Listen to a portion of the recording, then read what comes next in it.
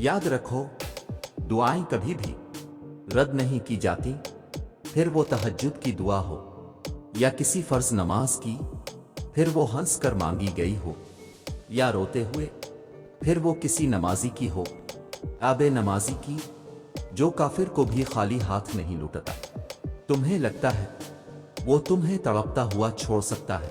जिस पुकार को वो खुद तुम्हारे मुंह से सुनना चाहता है, वो इसे फिर रद्द कैसे कर सकता है?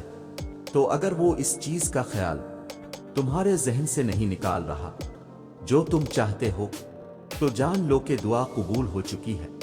ये जरा सी देरी तो बस मुलाकात का बहाना है।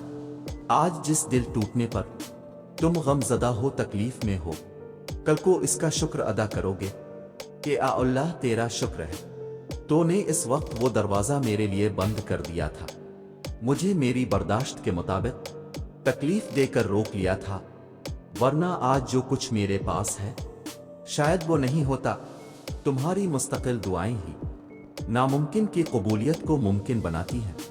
तुम्हारा यकीन ही तुम पर वो दरवाजे खोलता है जिनको खोलना कायनात की किसी शय के बस में नहीं होता।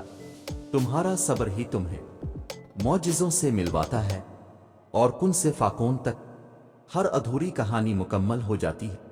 दुआ सब कर सकती है, बस इस यकीन के साथ मांगना कि जो मांग रहे हो वो दुनिया के लिए और तुम्हारे लिए नामुमकिन है, मगर जिससे मांग रहे हो वो इस पूरे निज़ाम शमसी को चला रहा है, जो रात और दिन को बदल रहा है, जो तुम्हारे जिस्म में एक निज़ाम के तहत खून को गर्दिश करवा रहा है।